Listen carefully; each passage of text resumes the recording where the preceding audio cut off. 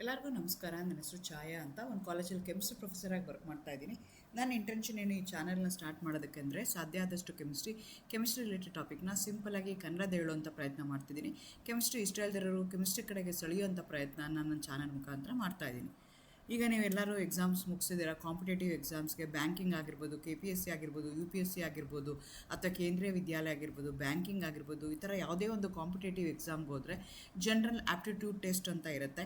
ಆ ಟೆಸ್ಟ್ಗಳಲ್ಲಿ ಇದುವರೆಗೂ ಕೆಮಿಸ್ಟ್ರಿದು previous year ಕ್ವಶನ್ಸಲ್ಲಿ ಯಾವ್ಯಾವ ಥರ ಕ್ವಶನ್ಸ್ ಕೇಳಿದ್ದಾರೆ ಆ ಬೇಸಿಸ್ ಮೇಲೆ ಈ ವಿಡಿಯೋಸ್ನ ಅಪ್ಲೋಡ್ ಮಾಡೋಣ ಅಂತ ಅಂದ್ಕೊಂಡು ಆ ಸೀರೀಸ್ ವಿಡಿಯೋಸ್ ಅಪ್ಲೋಡ್ ಮಾಡ್ತಾ ಇದ್ದೀನಿ. ಆ ಸೀರೀಸಲ್ಲಿ ನಾನು ಇವತ್ತು ಅಪ್ಲೋಡ್ ಮಾಡ್ತಾ ಇರೋವಂಥದ್ದು 5ನೇ ಸೆಟ್ 5. ಒಂದೊಂದು ಸೆಟ್ಟಲ್ಲಿ 10 ಕ್ವಶನ್ಸ್ ನಾನು ಅಪ್ಲೋಡ್ ಮಾಡ್ತಾ ಇದ್ದೀನಿ. ಇವತ್ತಿನ ವಿಡಿಯೋದಲ್ಲಿ PH ಇನ್ ಎವ್ರಿಡೇ ಲೈಫ್, PH ಅಂದರೆ ಏನು, ಅದನ್ನು ಯಾವ ರೀತಿ ಎವ್ರಿಡೇ ಲೈಫಲ್ಲಿ ಯೂಸ್ ಮಾಡ್ತಾರೆ, ಅದ್ರ ಬಗ್ಗೆ ಮಾಡೋಣ ಅಂತ ಅಂದ್ಕೊಳ್ತಾ ಇದ್ದೀನಿ. Again welcome to Kenchaya. ನನ್ನ ಚಾನಲ್ನ ಸಬ್ಸ್ಕ್ರೈಬ್ ಮಾಡಿ, ಶೇರ್ ಮಾಡಿ, ಸಪೋರ್ಟ್ ಮಾಡಿ.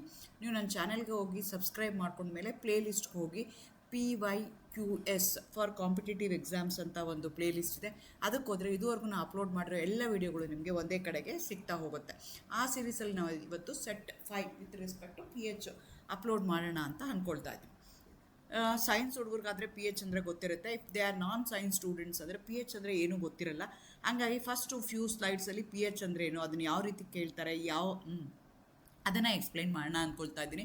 PH ಅಂದರೆ ಪೊಟೆನ್ಷಿಯಲ್ ಆಫ್ ಹೈಡ್ರೋಜನ್ ಅಂತ, ಅಥವಾ ಪವರ್ ಆಫ್ ಹೈಡ್ರೋಜನ್ ಅಂತಲೂ ಕೆಲವು ಬುಕ್ಸ್ಗಳಲ್ಲಿ ಕೊಟ್ಟಿರ್ತಾರೆ. ಅದು ಏನು ಅಂದರೆ ಒಂದು ಸ್ಕೇಲ್. ಅದು ಆ ಸ್ಕೇಲಲ್ಲಿ ನನಗೆ ಕೊಟ್ಟಿರುವಂಥ ಸಬ್ಸ್ಟೆನ್ಸು ಅಸಿಡಿಕ್ ಆಗಿದೆಯಾ, ಆಲ್ಕಲಿ ಆಗಿದೆಯಾ, ಅಥವಾ ಬೇಸಿಕ್ ಆಗಿದೆಯಾ, ಅಥವಾ ನ್ಯೂಟ್ರಲ್ ಆಗಿದೆಯಾ ಅಂತ ನಾನು ಕಂಡುಹಿಡಿಯೋದಕ್ಕೆ ಯಾವುದೋ ಒಂದು ಸಬ್ಸ್ಟೆನ್ಸ್ ಕೊಟ್ಟಿದ್ದಾರೆ. ಅದು ಅಸಿಡಿಕ್ ಆಗಿದೆಯಾ, ಬೇಸಿಕ್ ಆಗಿದೆಯಾ, ಅಥವಾ ನ್ಯೂಟ್ರಲ್ ಆಗಿದೆಯಾ ಅಂತ. ಅಸಿಡಿಕ್ ಅಂತ ಅಂದರೆ ಅದಕ್ಕೆ ಆ್ಯಸಿಡ್ ಥರ ಇರುತ್ತೆ, ಅದಕ್ಕೆ ತಂದೆ ಆದಂಥ ಪ್ರಾಪರ್ಟಿ ಇರುತ್ತೆ. ಅದೇ ಥರ ಆಲ್ಕಲೈನ್ ಅಥವಾ ಬೇಸ್ ಅಂತ ಕರಿತೀವಿ, ಅದಕ್ಕೆ ತಂದೆ ಆದಂಥ ಪ್ರಾಪರ್ಟಿ ಇರುತ್ತೆ.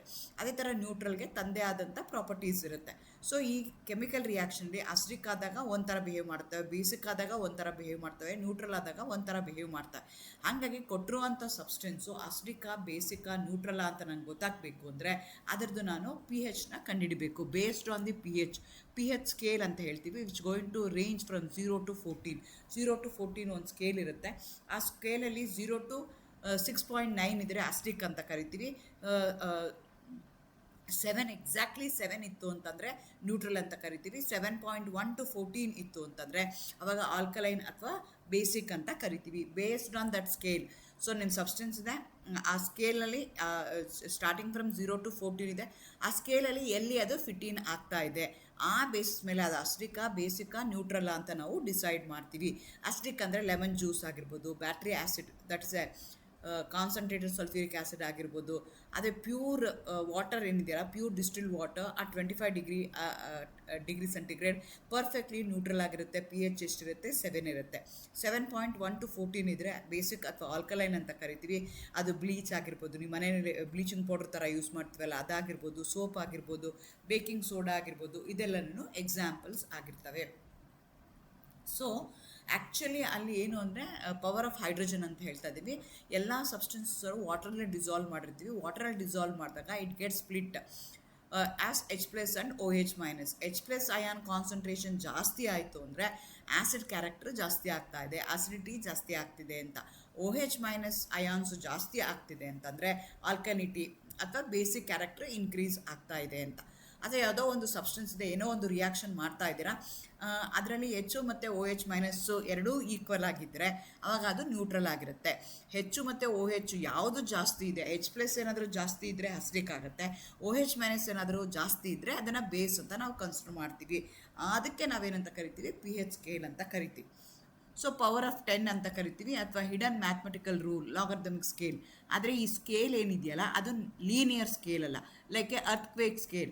ಅರ್ಥ್ಕ್ವೇಕ್ ನಾವು ಕಂಡುಹಿಡಿಯೋದಕ್ಕೆ ಯಾವ ಸ್ಕೇಲ್ ಯೂಸ್ ಮಾಡ್ತೀವಿ? ರಿಕ್ಟರ್ ಸ್ಕೇಲ್ನ ಯೂಸ್ ಮಾಡ್ತೀವಿ. ರಿಕ್ಟರ್ ಸ್ಕೇಲ್ ಆಗಿರ್ಬೋದು ಅಥವಾ PH ಸ್ಕೇಲ್ ಆಗಿರ್ಬೋದು, ಅದು ಲಾಗರಿಥಮಿಕ್ ಸ್ಕೇಲ್ ಇರುತ್ತೆ. ಲಾಗರಿಥಮಿಕ್ ಸ್ಕೇಲ್ ಅಂದರೆ -log H+ ಇದೆ. ಸೊ 1 ಯೂನಿಟ್ ಅಂತ ಕನ್ಸಿಡರ್ ಮಾಡಿದ್ರೆ 10 ಟೈಮ್ಸು ವ್ಯತ್ಯಾಸ ಬರುತ್ತೆ. ಅದಕ್ಕೆ ಪವರ್ ಆಫ್ 10 ಅಂತಾರೆ. ಹಿಡನ್ ಮ್ಯಾಥಮೆಟಿಕಲ್ ರೂಲ್ ಅಂತ ಕರೀತಾರೆ, ಲಾಗರಿಥಮಿಕ್ ಸ್ಕೇಲ್ ಅಂತ ಕರಿತೀವಿ. ಲೀನಿಯರ್ ಸ್ಕೇಲ್ ಆಯಿತು ಅಂದರೆ ಒಂದು PH 6 to 7ಗೆ ಇನ್ಕ್ರೀಸ್ ಆಯಿತು ಅಥವಾ ಡಿಕ್ರೀಸ್ ಆಯಿತು ಅಂತಂದರೆ ಅವಾಗ ಬರೀ 1 ಯೂನಿಟ್ ಡಿಕ್ರೀಸ್ ಆಗಿದೆ ಅಂತ ನೀವು ಕನ್ಸಿಡರ್ ಮಾಡ್ತೀರಾ. Since it's a logarithmic scale, 10 ಸ್ಕೇಲಲ್ಲಿ ಇರೋದಕ್ಕೋಸ್ಕರ 1 pH unit means 10 times more acidic or basic ಅಂತ. ಸೊ ಆ ಬೇಸಿಸ್ ಮೇಲೆ ನಿಮಗೆ ಕ್ವಶನ್ಸ್ನ ಕೇಳ್ತಾರೆ. ಹಾಗಾಗಿ ಇದು ನೆನ್ಪಿಟ್ಕೋಬೇಕು. ಫಾರ್ ಎಕ್ಸಾಂಪಲ್ pH 6ಇಂದ 5 ಬಂದಿದೆ ಅಂತಂದರೆ 10 ಟೈಮ್ಸ್ ಮೋರ್ ಅಸಿಡಿಕ್ ಆಗಿದೆ ಅಂತ. 6ಇಂದ 4ಕ್ಕೆ ಚೇಂಜ್ ಆಯಿತು ಅಂತಂದರೆ 100 ಟೈಮ್ಸು ಅದು ಅಸಿಡಿಕ್ ಆಗಿದೆ ಅಂತ. 6 ಇರೋದು ಅಸಿಡಿಕ್ಕೇನೆ, ಅದರಿಂದ ಏನಾಗ್ತಿದೆ 4ಗೆ ಬರ್ತಿದೆ. ಎಷ್ಟು ಇನ್ನೂ ಡಿಫ್ರೆನ್ಸ್ ಆಗ್ತಿದೆ 2 ಯೂನಿಟ್ಸ್, ಒಂದಕ್ಕೆ 10, ಅದಕ್ಕೆ 10 × 10 ಅಂದರೆ 100 ಟೈಮ್ಸ್ ಮೋರ್ ಅಸಿಡಿಕ್ ಆಗುತ್ತೆ. pH 6ಇಂದ 3 ಬಂದ ತಕ್ಷಣ 3 ಯೂನಿಟ್ಸ್ ಡಿಕ್ರೀಸ್ ಆಗಿದೆ ಅಂತಲ್ಲ, 3 pH ಯೂನಿಟ್ಸ್ ಡಿಕ್ರೀಸ್ ಆಗಿದೆ. 1 pH ಯೂನಿಟ್ಗೆ 10 ಇದೆ, 10 × 10 × 10 ಅಂದರೆ 1000 ಟೈಮ್ಸ್ ಮೋರ್ ಅಸಿಡಿಕ್ ಆಗುತ್ತೆ. ಇದನ್ನು ನೀವು ನೆನ್ಪಿಟ್ಕೋಬೇಕಾಗತ್ತೆ. ಸೊ ಲಾಗರ್ದಮಿಕ್ ಸ್ಕೇಲ್ ಇದೆ, ನಾಟ್ ದಿ ಲೀನಿಯರ್ ಸ್ಕೇಲ್. ಆ ಬೇಸಿಸ್ ಮೇಲೆ ಅವರು ಕ್ವಶನ್ಸ್ನ ಕೇಳ್ತಾ ಹೋಗ್ತಾರೆ. Black coffee pH is not slightly more acidic than ಮಿಲ್ಕ್ದು pH ಇದೆ. ಸೊ pH ಕಾಫಿದು ಮತ್ತು ಮಿಲ್ಕ್ದು ಕನ್ಸಿಡರ್ ಮಾಡಿದ್ರೆ ಕಾಫಿಗೆ ಎಷ್ಟಿದೆ 5 ಇದೆ, ಮಿಲ್ಕಿಗೆ ಎಷ್ಟಿದೆ 6 ಇದೆ. ಅಂದರೆ ಕಾಫಿ ಮಿಲ್ಕಿಗಿನ ಎಷ್ಟು ಟೈಮ್ ಅಸಿಡಿಕ್ ಆಗಿದೆ 10 ಟೈಮ್ಸು ಅಸಿಡಿಕ್ ಆಗಿದೆ ಅಂತ ನಾವು ಕನ್ಸಿಡರ್ ಮಾಡ್ತೀವಿ.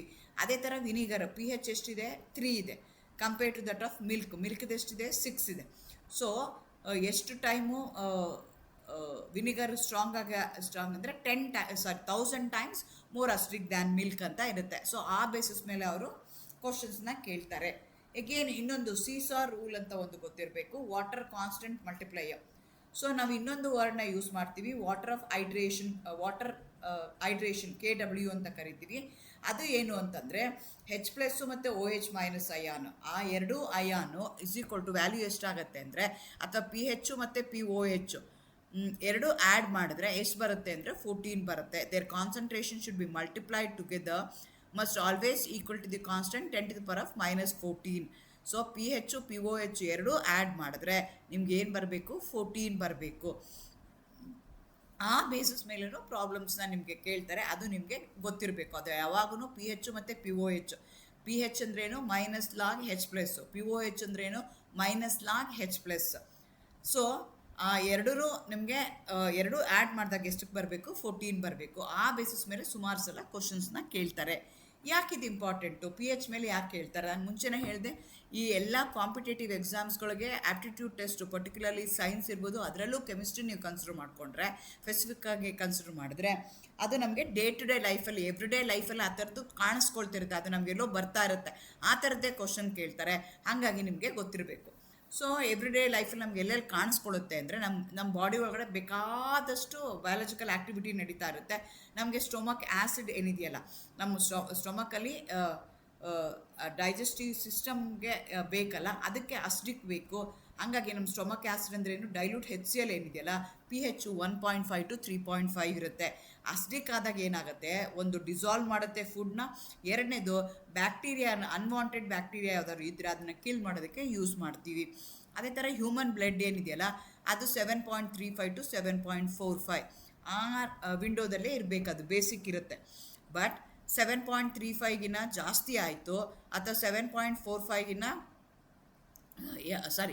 7.35ಗಿನ್ನ ಕಡಿಮೆ ಆಯಿತು, 7.45ಗಿನ್ನ ಜಾಸ್ತಿ ಆಯಿತು ಅಂದರೆ ನಮ್ಮ ಆರ್ಗನ್ಸ್ ಎಲ್ಲ ಏನಾಗ್ತವೆ, ಹಾಳಾಗೋಕ್ಕೆ ಶುರು ಆಗ್ತವೆ. ಸೊ ಹಾಗಾಗಿ ನಿಮಗೆ ಬ್ಲಡ್ ಟೆಸ್ಟ್ ಮಾಡಿದಾಗ ಅದರಲ್ಲಿ pH ಎಷ್ಟಿದೆ ಅಂತಲೂ ಅವರು ಐಡೆಂಟಿಫೈ ಮಾಡ್ತಾರೆ. ಅದೇ ಥರ ಎನ್ವೈರಮೆಂಟಲ್ ಸೈನ್ಸ್ನ ನೀವು ಕನ್ಸಿಡರ್ ಮಾಡಿಕೊಂಡ್ರೆ ಅಕ್ವಾಟಿಕ್ ಲೈಫ್. ಸೊ ವಾಟ್ರಲ್ಲಿ ಫಿಶ್ ಎಲ್ಲ ಇರುತ್ತೆ, ವಾಟ್ರಲ್ಲಿ ಬದುಕಿರ್ತವೆ, ಅದು ಸರ್ವೈವ್ ಆಗಬೇಕು ಅಂದರೆ ಅದು pH ಎಷ್ಟಿರಬೇಕು 6.5 to 8.5. ಕೆಲವೊಂದು ಸಲ ಏನಾಗುತ್ತೆ ಅಂತಂದರೆ ಆ್ಯಸಿಡ್ ರೈನ್ ಬಂತು, ಇನ್ನೊಂದೇನೋ ಬಂತು ಅಂತ, ಅದೇನಾದರೂ ಇತ್ತು ಅಂತಂದರೆ ಆವಾಗ pH ಏನಾಗುತ್ತೆ, ಕಡಿಮೆ ಆಗುತ್ತೆ. pH ಕಡಿಮೆ ಆದರೆ ಅಕ್ವಾಟಿಕ್ ಲೈಫ್ ಏನಿದೆಯಲ್ಲ, ಫಿಶ್ ಏನಿದೆಯಲ್ಲ, ಎಗ್ ಹ್ಯಾಚ್ ಮಾಡೋ ಅಂಥದ್ದು ಅಥವಾ ಎಂಟೈರ್ ಎಕೋಸಿಸ್ಟಮ್ ಏನಾಗುತ್ತೆ, ಕೊಲ್ಯಾಪ್ಸ್ ಆಗಿಬಿಡುತ್ತೆ. ಅದೇ ಅಗ್ರಿಕಲ್ಚರ್ಗೆ ಕನ್ಸಿಡರ್ ಮಾಡಿಕೊಂಡ್ರೆ ನಮ್ಮದು ಸಾಯಿಲ್ದು pH ಏನಿದೆ ಅಂತ ನೋಡಿಕೊಂಡು ಅದ್ರ ಮೇಲೆ ನಾವು ಫರ್ಟಿಲೈಸರ್ನ ಕೊಡಬೇಕಾಗತ್ತೆ. ಅಸಿಡಿಕ್ ಸಾಯಿಲ್ ಇರ್ಬೋದು, ಇಲ್ಲ ಅಂದರೆ ಅದು ಬೇಸಿಕ್ ಸಾಯಿಲ್ ಇರ್ಬೋದು.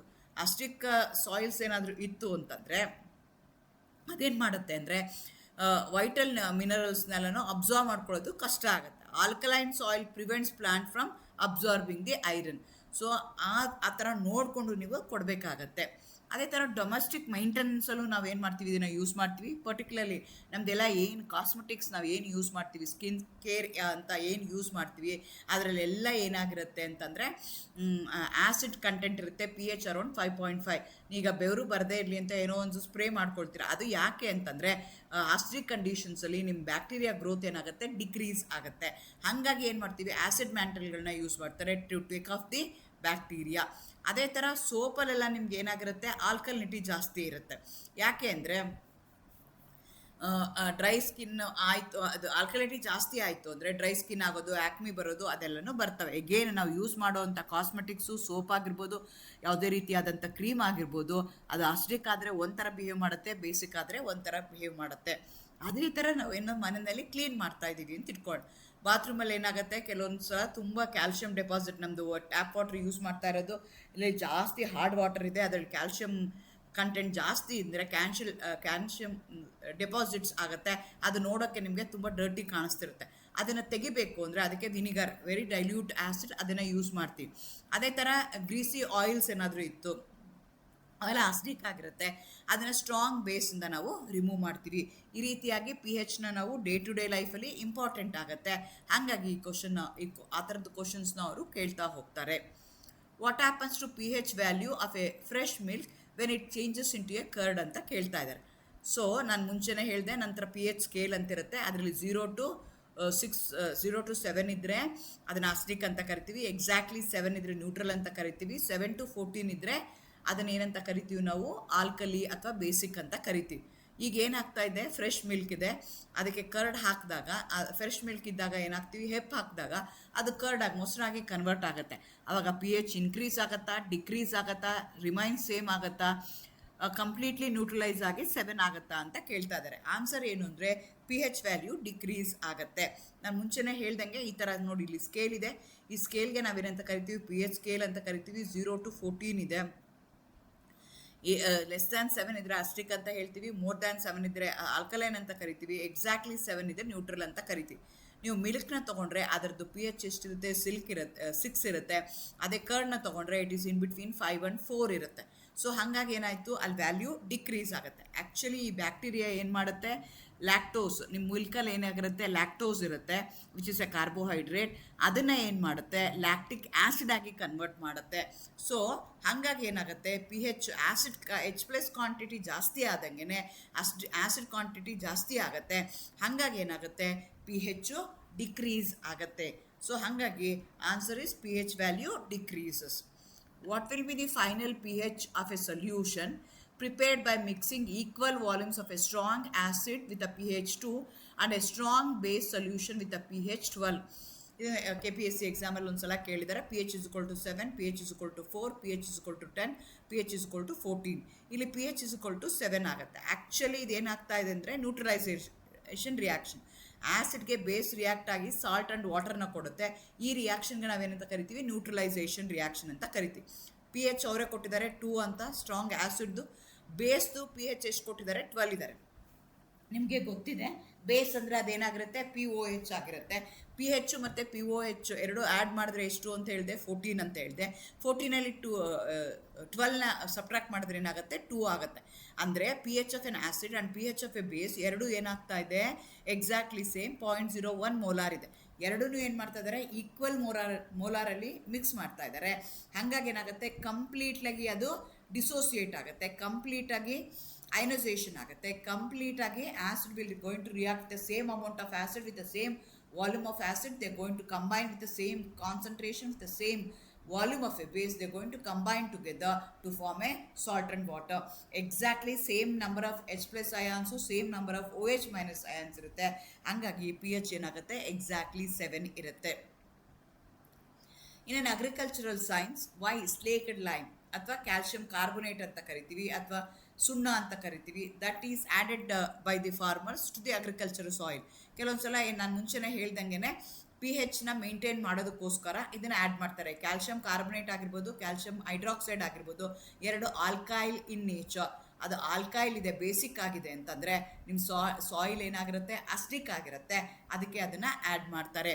To lower the P H of highly alkaline soil caused by sodium deposits ಅಂತ ಹೇಳ್ತಾ ಇದ್ದಾರೆ.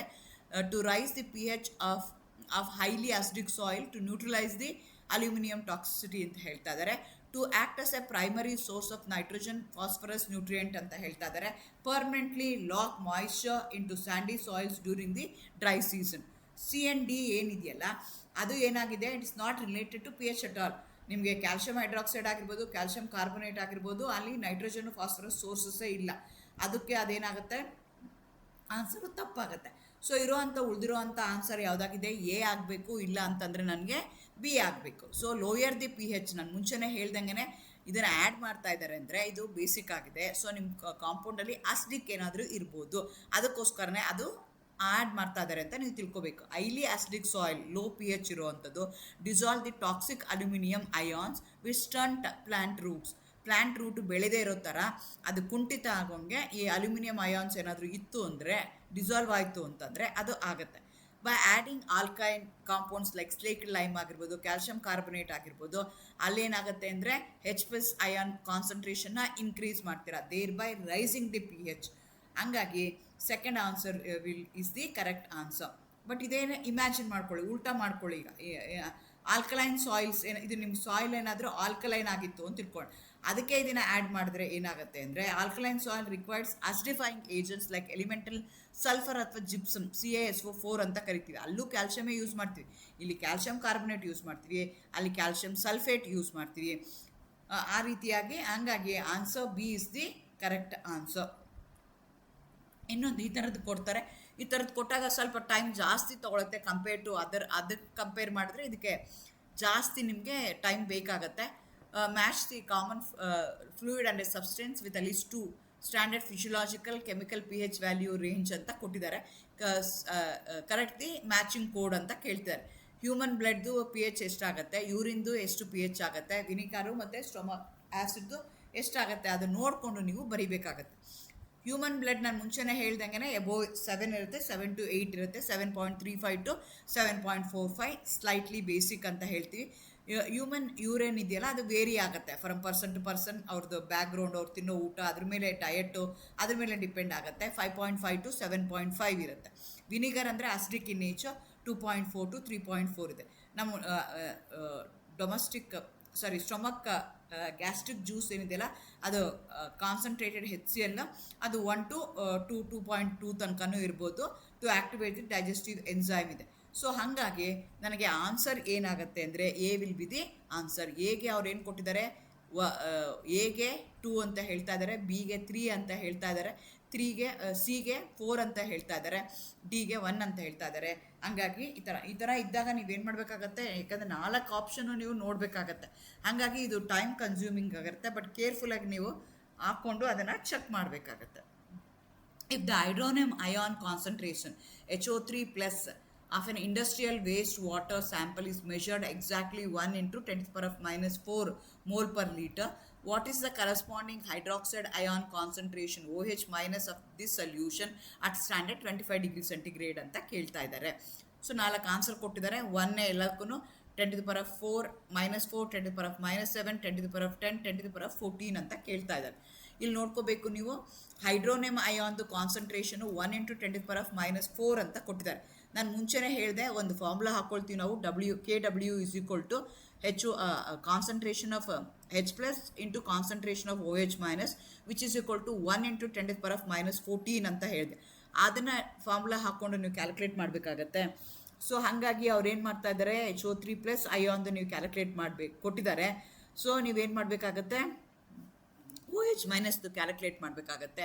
OH- ಅಯಾನ್ ಕಾನ್ಸಂಟ್ರೇಷನ್ ಏನಾಗುತ್ತೆ ಅಂದರೆ KW into concentration of HO3+ ಹಾಕ್ಕೊಂಡಾಗ ನಿಮ್ಗೇನಾಗುತ್ತೆ 1 into 10⁻⁻10. ಇಲ್ಲಿ ಯಾಕೆ ಹೈಡ್ರೋನಿಯಂ ಅಯಾನ್ ಅಂತ ಏನು ಹೇಳ್ತಿದ್ದೀವಿ, H+ ಏನಾಗುತ್ತೆ ವಾಟರ್ ಜೊತೆ ವಾಟ್ರ್ ಏನಾದರೂ ಡಿಸೋಸಿಯೇಟ್ ಆದರೆ ಹೈಡ್ರೋನಿಯಂ ಅಯಾನು ಮತ್ತು OH- ಬರುತ್ತೆ. ಆ H+ ಏನಿರುತ್ತಲ್ಲ ಅದು ವಾಟರ್ ಜೊತೆಗೆ ಸೇರಿಕೊಂಡು HO3+ ಅಯಾನ್ ಅಂತ ಹೇಳ್ತೀವಿ. ಅದಕ್ಕೆ ನಾವೇನಂತ ಕರಿತೀವಿ, ಹೈಡ್ರೋನಿಯಂ ಅಯಾನ್ ಅಂತ ಕರಿತೀವಿ. ಅದು ನಿಮಗಿಲ್ಲಿ ಬರುತ್ತೆ. ಅದೇ ಥರ consider the following statement regarding the mathematical concept of pH ಅಂತ ಕೇಳಿದ್ದಾರೆ. ಇದು ಯಾವುದೋ ಒಂದು ಕ್ವಶನ್ ಪೇಪರ್ ಕೇಳಿದ್ದಾರೆ ನೋಡ್ರಿ. ಈ ಥರದ್ದೆಲ್ಲ ಇತ್ತು ಅಂದರೆ ತುಂಬ ಕ್ಲಾಸಿಕಲ್ ಟ್ರ್ಯಾಪ್ ಮಾಡೋದಕ್ಕೆ ನಿಮ್ಮನ್ನು ಕೇಳ್ತಿರ್ತಾರೆ.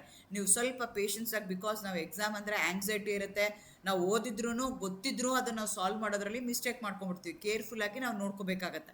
ಅವ್ರು ಏನು ಹೇಳ್ತಿದ್ದಾರೆ, if the temperature of the pure water increases from 25 to 60 degree centigrade, it pH decreases below 7, making the water chemically acidic ಅಂತ ಹೇಳ್ತಾ ಇದ್ದಾರೆ. ನಿಮಗೆ ಗೊತ್ತಿದೆ, ಯಾವುದೇ ಒಂದು ವಾಟರ್ನ ಪ್ಯೂರ್ ವಾಟರ್ನ ಹೀಟ್ ಮಾಡಿದ್ರೆ ಹೈಯರ್ ಟೆಂಪರೇಚರ್ 25 to 60 ಡಿಗ್ರಿ ಮಾಡಿದ್ರೆ ಆ ರಿಯಾಕ್ಷನ್ ಏನಾಗಿದೆ, ಎಂಡೋಥರ್ಮಿಕ್ ರಿಯಾಕ್ಷನ್ ಇದೆ. ಅಲ್ಲಿ ಹೀಟ್ ಏನು ಜನರೇಟ್ ಆಗಲ್ಲ. ಆದರೆ H+ ಅಯಾನ್ಸು ಮತ್ತು OH- ಅಯಾನ್ಸ್ ಏನಾಗುತ್ತೆ, ಅಯಾನ್ಸು ಇನ್ಕ್ರೀಸ್ ಆಗುತ್ತೆ. Because you are increasing the temperature, dissociation ಫಾಸ್ಟಾಗಿ ಆಗುತ್ತೆ. ಆದರೆ number of ions H+ ions ಮತ್ತು OH- ಅಯಾನ್ಸು ಎಕ್ಸಾಕ್ಟ್ಲಿ ಏನಾಗಿರುತ್ತೆ, ಸೇಮ್ ಆಗಿರುತ್ತೆ. ಹಂಗಾಗಿ that statement is wrong. It chemically the water is not chemically acidic, it is chemically neutral because no doubt that there is more number of H+ ions and OH- ions when you increase the temperature from 25 to 60 degree centigrade, thereby the pH decrease ಆಗುತ್ತೆ. ಆದರೆ chemically the number of ions of H+ and OH- ion exactly same ಇರುತ್ತೆ. ಹಂಗಾಗಿ pH ಏನಾಗಿರುತ್ತೆ, ನ್ಯೂಟ್ರಲ್ಲೇ ಆಗಿರುತ್ತೆ. ಹಂಗಾಗಿ first statement ತಪ್ಪಿದೆ. ಎರಡನೇ ತೊಗೊಂಡ್ರೆ, solution with a pH 3 is exactly 3 times more acidic than the solution with a pH 6 ಅಂತ ಹೇಳ್ತಾ ಇದ್ದೀನಿ. ನಾನು ಮುಂಚೆನೇ ಹೇಳ್ದಂಗೆ pH ಸ್ಕೇಲ್ ಏನಿದೆಯಲ್ಲ ಅದು power of 10 scale. So 1 unit is equal to 10ಗೆ ಈಕ್ವಲ್ ಆಗುತ್ತೆ. ಹಾಗಾಗಿ second statement is also wrong. ಹಾಗಾಗಿ ಆನ್ಸರ್ ಏನಾಗುತ್ತೆ, ನೈದರ್ 1 or 2 ಅಂತಿದೆ. Only 1 only, 2 only, both 1 and 2, neither 1 or 2 ಅದಿದೆ. ಹಾಗಾಗಿ that will be the answer. Consider the following statement regarding the phenomena of acid rain and ecological impact. ಕೆಲವೊಂದು ಸಲ ಏನು ಮಾಡ್ತೀವಿ ಅಂದರೆ, ಮಳೆ ಬರಲಿಲ್ಲ ಅಂತಂದರೆ ಇವರೇ ಮೋಡ ಬಿತ್ತನೆ ಅಂತ ಹೇಳ್ತಾರೆ, ಮೋಡ ಬಿತ್ತನೆ ಅಂತ ಹೇಳ್ತಾರೆ. ಅದನ್ನು ಮಾಡಿ ನಾವೇನು ಮಾಡ್ತೀವಿ, ಮಳೆ ಬರೆಸ್ತೀವಿ. ಅಥವಾ ಕೆಲವೊಂದು ಸಲ ಕೆಲವೊಂದು ಇಂಡಸ್ಟ್ರಿಗಳಿಂದ ಏನಾಗ್ತಾ ಇರುತ್ತೆ, ಕೆಲವೊಂದು ಗ್ಯಾಸಸ್ ಲಿಬ್ರೇಟ್ ಆಗ್ತಾ ಇರುತ್ತೆ. ಸಲ್ಫರ್ ಡೈಆಕ್ಸೈಡ್ ಆಗಿರ್ಬೋದು, ಕಾರ್ಬನ್ ಡೈಆಕ್ಸೈಡ್ ಆಗಿರ್ಬೋದು, ನೈಟ್ರೋಜನ್ ಆಕ್ಸೈಡ್ಸ್ಗಳಾಗಿರ್ಬೋದು. ಅವೆಲ್ಲ ಏನಾಗ್ತವೆ ಅಂದರೆ, ಅವು ಆ್ಯಸಿಡ್ ಜೊತೆಗೆ ಆಕ್ಸಿಜನ್ ಜೊತೆಗೆ ರಿಯಾಕ್ಟ್ ಮಾಡಿಕೊಂಡು ನಮಗೆ ಅಸಿಡಿಕ್ ಆ್ಯಸಿಡ್ಸ್ಗಳಾಗಿ ಬರ್ತವೆ. So that also going to affect monuments ಇರ್ಬೋದು, ಲೆಪ್ರಸಿ ಅಂತ ಹೇಳ್ತೇವೆ, ಸ್ಟೋನ್ ಲೆಪ್ರಸಿ ಅಂತ ಹೇಳ್ತೀವಿ, ಆ ಥರ ಆಗಿರ್ಬೋದು. Taj Mahal is a good example of that. ಸುತ್ತಮುತ್ತ ಡೆಲ್ಲಿನಲ್ಲಿ ಸುತ್ತಮುತ್ತ ಸಲ್ಫರ್ ಫ್ಯಾಕ್ಟ್ರಿಗಳು ಜಾಸ್ತಿ ಇರೋದಕ್ಕೋಸ್ಕರ ಅಲ್ಲಲ್ಲಿ ಟಾರ್ನಿಷ್ ಆಗ್ತಿದೆ, ಅದು ತಾಜ್ ಮಹಲ್ ಎಲ್ಲ ಕಪ್ಪಾಗ್ತಿದೆ ಅಂತ ಹೇಳ್ತಾರೆ. That is due to acid rain ಅಂತೆ. ಅದ್ರ ಮೇಲೆ ಕ್ವಶನ್ ಕೇಳಿದ್ದಾರೆ ಇಲ್ಲಿ. Clean unpolluted rain normally has a perfect neutral pH of 7 because it falls from pure water vapors, clouds. So correct, ಅದು ಸ್ಟೇಟ್ಮೆಂಟು ಕರೆಕ್ಟ್ ಆಗಿದೆ. ಅನ್ಪೊಲ್ಯೂಟೆಡ್ ರೈನ್ ಅಂತ ಹೇಳ್ತಿದ್ದಾರೆ. Rain water ಯಾವುದು ಪೊಲ್ಯೂಟ್ ಆಗಿಲ್ಲ. ಹಂಗಿದ್ದಾಗ ಪರ್ಫೆಕ್ಟಾಗಿ ವಾಟರ್ ಆಗಿರುತ್ತೆ, ಪ್ಯೂರ್ ವಾಟರ್ ಆಗಿರುತ್ತೆ. ಪ್ಯೂರ್ ವಾಟರ್ದು ಯಾವಾಗೂ pH 7 ಇರುತ್ತೆ. ಹಂಗಾಗಿ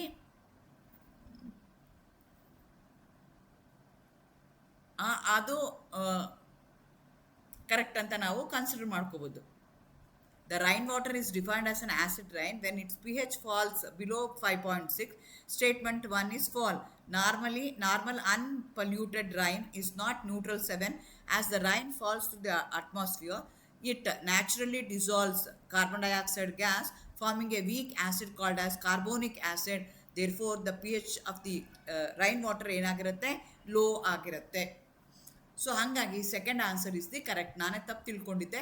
rain water is officially categorized as an acid rain with its environmental pH value below drops below 5.6 ಇದೆ. ಹಾಗಾಗಿ second answer is the correct answer.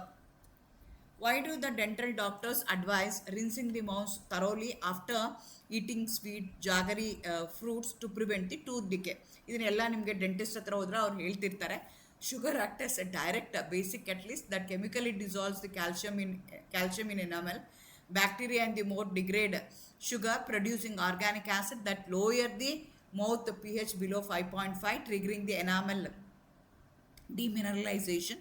Sugar increases salivary pH to alkalinity by 10, causing the outer enamel coating to fake off. Sugary food blocks the chemical ionization of pure water in oral cavity. So C and D ನಿಮಗೆ ಕರೆಕ್ಟಾಗಿ ಗೊತ್ತಾಗ್ತಾ ಇದೆ ಏನು ಆಗ್ತಿದೆ ಅಂತ. ನಿಮ್ಮದು D K ಆಗ್ತಾ ಇದೆ, ಹಾಳಾಗಿ ಹೋಗ್ತಿದೆ ಅಂದರೆ that is because of the decrease in pH ಆಗಬೇಕು, ಲೋಯರ್ ಇನ್ pH ಆಗಿರಬೇಕು.